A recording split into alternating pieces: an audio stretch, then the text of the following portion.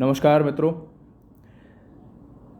अलग अलग कंपटीशन में देखा जाता है कि इस विशेष टॉपिक से एनवायरनमेंट और इकोलॉजी से सवाल पूछे जाते हैं। एनवायरनमेंट और इकोलॉजी से बहुत सारे सवाल पूछे जाते हैं। कुछ लोग सोचते हैं कि ये ज्योग्राफी में से है, कुछ लोग कहते हैं कि ये ज्योग्राफी में से नहीं आया। तो आपको डरने की ज़रूरत नहीं है, क्योंकि अब हम भूगोल, इतिहास, संविधान और एनवायरनमेंट और इकोलॉजी इसकी पूरी एक सीरीज़ शुरू करने वाले हैं, जिसमें आपको इम्पोर्टेंट टॉपिक्स बताए जाएंगे। मित्रों, आज से हम जो शुरू करने वाले हैं ये टॉपिक है आपका पर्यावरण और पारिस्थितिकी। अगर आप इसको डिटेल में पढ़ना चाहते हैं तो आप NCERT की किताब 9th और 10th 11th 12th की बायोलॉजी की बुक है, उसमें से आप ये विशेष टॉपिक या चैप्टर जिसका नाम एनवायरनमेंट है, इकोलॉजी है, वहाँ पर आप इसको पढ़ सकते हैं NCERT की किताब में से। यहाँ पर हम आपको मुख्य मुख्य बिंदु बताने की कोशिश करेंगे ताकि आपका आधार मजबूत हो जाए, तब आपको कोई भी चीज़ समझने में दिक्कतों का सामना नहीं करनी पड़े। मित्रों, ये जो नोट्स हैं ये बहुत ही मेहनती विद्यार्थी के द्वारा बनाए गए नोट्स हैं। ये आपको इंटरनेट पे भी मिल सकते हैं, और अगर आप इसकी PDF चाहते हैं तो हम आपको हमारे जो टेलीग्राम चैनल है उसमें हम इसकी PDF डाल देंगे, ताकि आप वहाँ से निकाल करके और आप पढ़ सकें।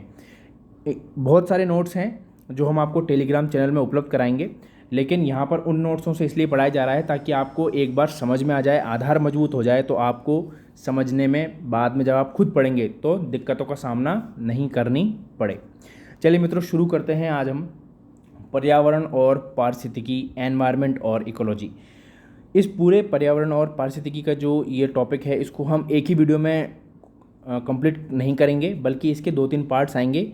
न केवल इसके आएंगे, बल्कि जैसे हम भारत का भूगोल है या आधुनिक भारत का इतिहास है, उसको भी हम काफ़ी सारे पार्ट्स में लेने की कोशिश करेंगे। आराम आराम से चलेंगे, लेकिन आपका आधार थोड़ा मजबूत हो जाए।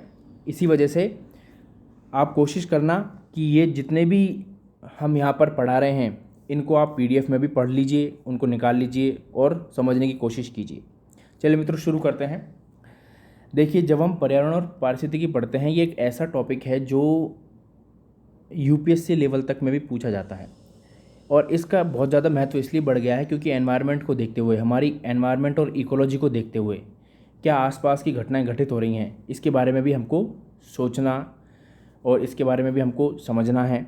तो इस वजह से इस टॉपिक विशेष की क्या है, बहुत ज़्यादा महत्वता बढ़ जाती है। इसी वजह से आज हम इसको लेने की कोशिश कर रहे हैं। चलिए मित्रों, शुरू करते हैं।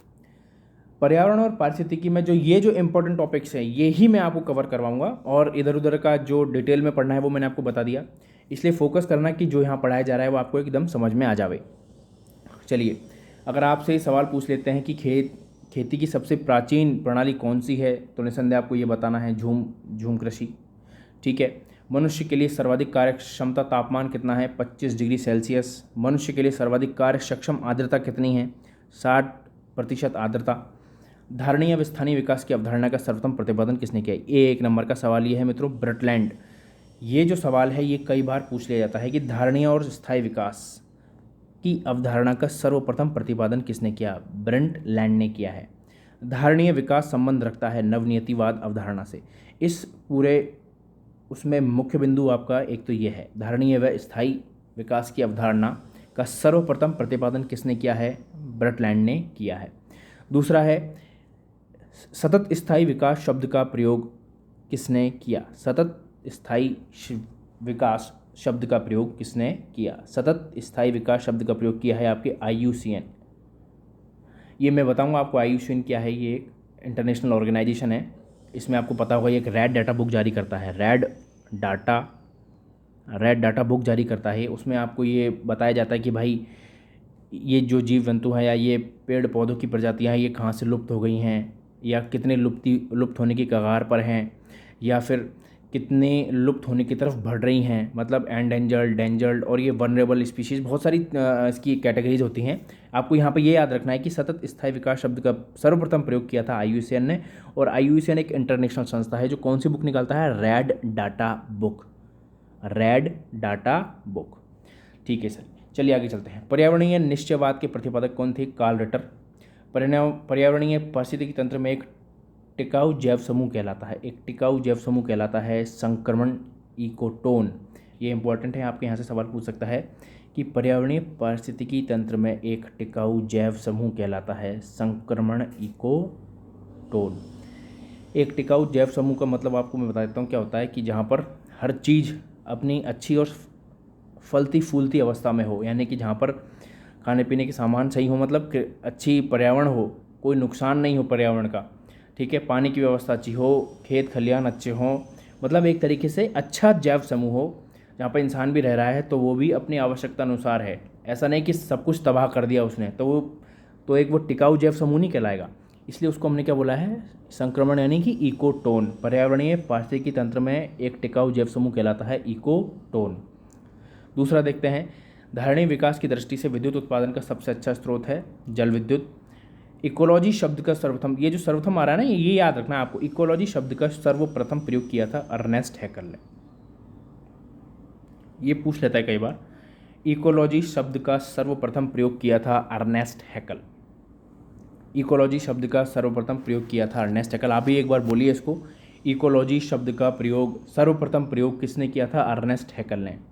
एंजाइम की क्रियाशीलता का सर्वोत्तम तापमान है 25 से 35 डिग्री सेल्सियस।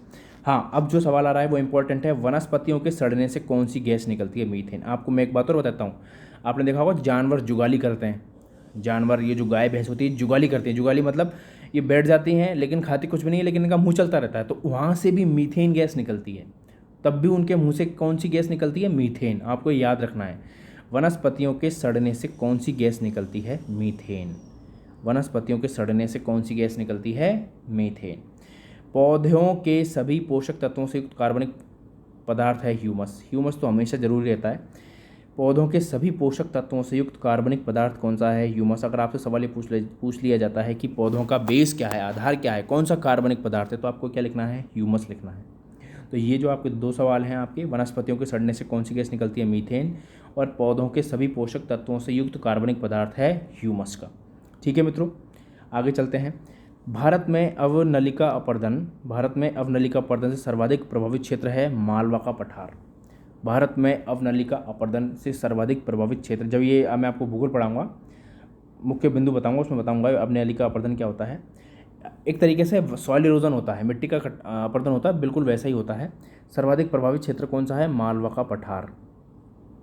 मालवा का पठार, ये याद कर लेना है आपको कि अगर आपसे सवाल ये पूछ लेता है कि भारत में अवनलिका अपर्दन से सर्वाधिक प्रभावित क्षेत्र है मालवा का पठार, छोटा नागपुर का पठार, तो आपको क्या जवाब देना है, मालवा का पठार। भारत में सर्वाधिक अवनलिका अपर्दन करने वाली नदी है चंबल नदी। अब देखिए, अवनलिका अपर्दन करने वाली कौन सी नदी है, चंबल नदी। आपने चंबल नदी का नाम सुना है, आपने नाम सुना है कि जो वो होते हैं, क्या बोलते हैं, जैसे चंबल नदी जहाँ बहती है वहाँ पर क्या बन जाते हैं, बहुत गहरे गहरे खड्ड बन जाते हैं। खड्ड मतलब कि इतना ज़्यादा कटाव हो जाता है उस ज़मीन का कि वहाँ पर एकदम जैसे गुंडे या डाकू लोग होते हैं, उनके छुपने की जगह बन जाती है वो। समझ में आ रही बात, तो उसको हम क्या बोलते हैं, अवनलिका अपर्दन। आपको मैं समझाने की कोशिश कर रहा हूँ कि अगर आपसे ये पूछ लिया जाए कि भारत में सर्वाधिक अवनलिका अपर्दन करने वाली कौन सी नदी है, तो आप बोलेंगे चंबल नदी है। रेवेंस बन जाते हैं उनसे, ठीक है, ये बताऊँगा मैं आपको। चंबल नदी, ये दो आपको हो जाने चाहिए। एक तो सबसे ज़्यादा प्रभावित क्षेत्र है मालवा का पठार, और भारत में सर्वाधिक अवनलिका अपर्दन करने वाली नदी है चंबल नदी। सर्वाधिक कार्बनिक पदार्थ पाए जाते हैं पीट मृदा में। सर्वाधिक कार्बनिक पदार्थ कहाँ पाए जाते हैं, पीट मृदा में।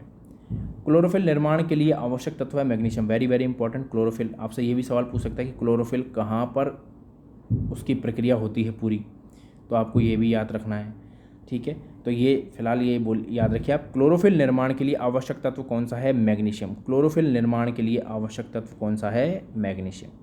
क्लोरोफिल निर्माण के लिए आवश्यक तत्व कौन सा, मैग्नीशियम। वाष्पोत्सर्जन क्रिया में, इवेपोरेशन क्रिया के लिए आवश्यक तत्व है पोटेशियम। इवेपोरेशन क्रिया के लिए आवश्यक तत्व कौन सा है, पोटेशियम। आपको हमेशा ये याद रखना है कि जब वो आपसे क्लोरोफिल के बारे में पूछेगा तो आपको मैग्नीशियम याद होना चाहिए कि क्लोरोफिल अगर निर्माण हो रहा है तो उसके लिए महत्वपूर्ण तत्व कौन सा है, तो वो है मैग्नीशियम। और अगर इवेपोरेशन हो रहा है तो उसके लिए है पोटेशियम, ठीक है। अब ये बहुत इंपॉर्टेंट क्वेश्चन है, इसमें जलाक्रांत मृदा में किस प्रकार की वनस्पति मिलती है, मैंग्रोव। अब देखिए, ये जो मैंग्रोव वन होते हैं, देखना कभी तटीय इलाके होते हैं ना, तटीय इलाके जैसे गुजरात हो गया, आपके तमिलनाडु हो गया, ठीक है। तो इनके जो तटीय इलाके में दलदली जो ज़मीन होती है वहाँ पर मैंग्रोव एक वनस्पति होती है, उसके पेड़ पाए जाते हैं। मैंग्रोव। तो ये क्या होता है, जहाँ पे जितने ज़्यादा मैंग्रोव होंगे ना, वो क्या करते हैं कि जो आपको पता है सुनामी आती है तो उससे क्या है, उस तटीय क्षेत्र की रक्षा करते हैं। और बहुत नीचे तक इनकी जड़ें क्या है, पानी में डूबी हुई होती हैं। अब आप सोच रहे होंगे जड़ें पानी में कैसे डूबी हुई होती हैं, क्योंकि ये पानी में तो होते ही हैं। तो मैं आपको एक सवाल दे रहा हूँ कि आप पढ़ना, टाइप करना, कहीं भी सर्च कर सकते हो कि मैंग्रोव क्या है। तो मैंग्रोव क्या होते हैं, एक प्रकार की वनस्पति होती है जो तटीय इलाकों में होती है, तमिलनाडु जैसे गुजरात, ठीक है, गुजरात में भी काफ़ी अच्छी पैदावार हो गई मैंग्रोव की। ये क्या करते हैं कि जितनी भी सुनामी वगैरह आती है ना, उससे उस इलाके की पूरी की रक्षा करते हैं। दूसरी बात, मैंग्रोव बहुत ज़्यादा महत्वपूर्ण है हमारी एनवायरनमेंट और इकोलॉजी को बनाए रखने के लिए, ठीक है। जैसे एग्जांपल दे रहा हूँ, सुंदरवन डेल्टा। अब आप कहेंगे सुंदरवन डेल्टा कहाँ है। सवाल नंबर 1, सुंदरवन डेल्टा आप पता कीजिए कहाँ है। उसमें मैंग्रोव वनस्पति बहुत ज़्यादा पाई जाती है, ठीक है। तो ये आपको याद रखना है। आगे देखिए, पौधों पर पड़ने वाले सूर्य प्रकाश का अवशोषण 83%, परावर्तन 12% एवं ट्रांसमिशन या परागकण और ह्यूमिडिटी फॉग 5%, ठीक है। ये हालांकि इतना ज़्यादा ज़रूरी नहीं है, इसको आप छोड़ सकते हैं। पौधों द्वारा अवशोषित किए गए प्रकाश का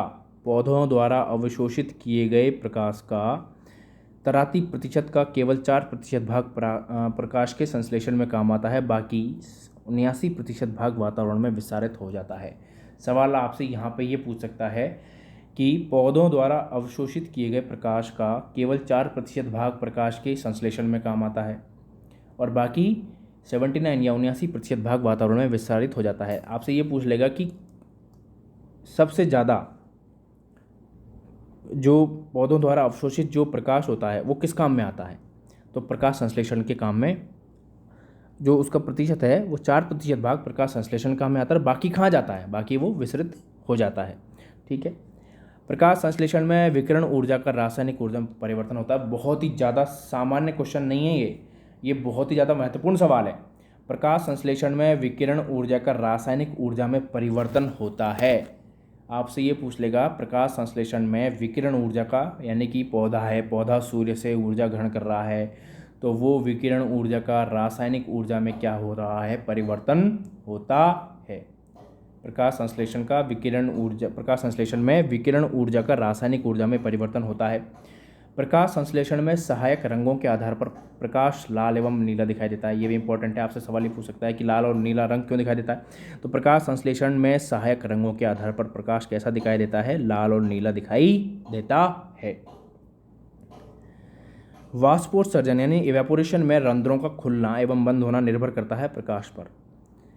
वाष्पोत्सर्जन यानी इवेपोरेशन में रंध्रों का खुलना एवं बंद होना निर्भर करता है प्रकाश पर। कीटभक्षी पौधे होते हैं जो कीटों को खा जाते हैं, यूट्रिकुलेरिया, नेपिथन्स, डायोनिया और ड्रोसरा। ये याद करने की ज़रूरत नहीं है आपको। तो मैंने आपको अभी तक क्या बताया, आपको 2-3 सवाल मैं आपको दोबारा से रिवाइज करा देता हूँ। एक तो आपको याद करना है कि सतत स्थायी विकास शब्द का प्रयोग किसने किया था, IUCN ने, ठीक है। धारणीय व स्थायी विकास की अवधारणा का सर्वप्रथम प्रतिपादन किसने किया था, ब्रटलैंड ने। उसके बाद इकोटोन क्या होता है, इकोटोन देखना है आपको। पर्यावरणीय पारिस्थितिकी तंत्र में एक टिकाऊ जैव समूह संक्रमण इकोटोन कहलाता है।